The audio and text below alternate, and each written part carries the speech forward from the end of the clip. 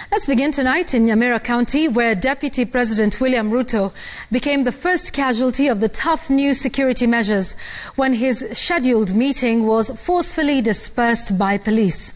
The DP was forced to cancel the two-day tour following the police action and pressure from the cabinet.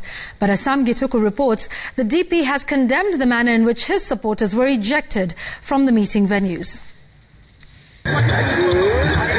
The stage was all set for what would have been a two-day tour of Nyamira and Kisii counties by the Deputy President. But the police were on hand to spoil the party, making entry to Kibirigo grounds, not to keep the peace, but to disperse the crowd altogether. They came in their numbers, the show of might in the trucks and the arms. Residents had gathered in anticipation a fundraising event for border riders.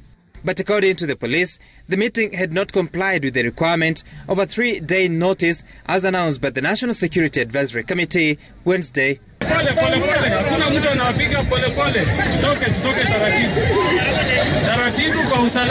After the Kibirigo fundraiser, Ruto had been expected to cross over to Kengoge Primary School for a similar engagement. His advance team was already on the ground, with area members of parliament doing the mini dress rehearsal.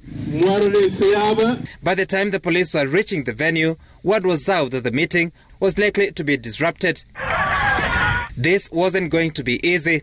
Police having to lob tear gas canisters at the attendees, forcing them to flee for their lives.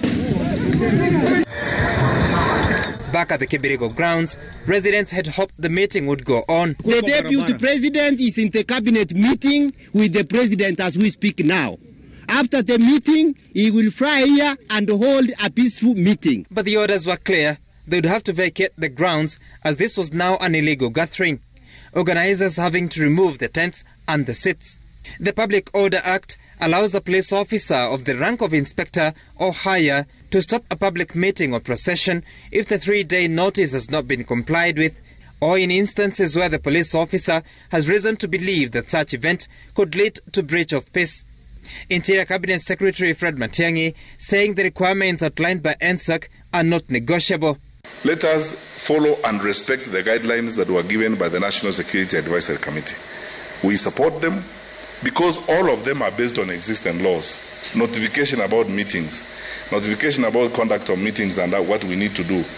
But let us not sacrifice the stability of our country at the altar of temporary inflation of passions and mobilization of people and so on and so forth.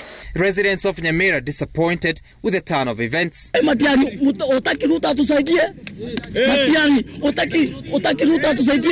Tunaambia maaskari wote tukishapewa pesa ndio mulete tear gas.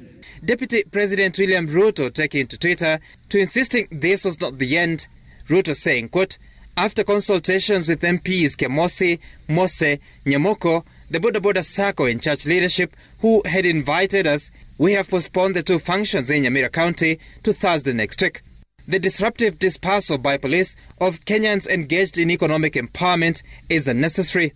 The DP also announcing the postponement of two similar meetings that had been scheduled for Kisii County, saying, quote, we have agreed with DG Mangi, MPs Miruka and Osoro to postpone the Ogembo Youth and Kenyanya Women Empowerment programs from Friday this week to Friday next week.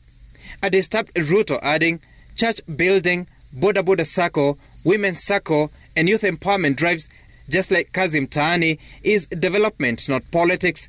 End of quote.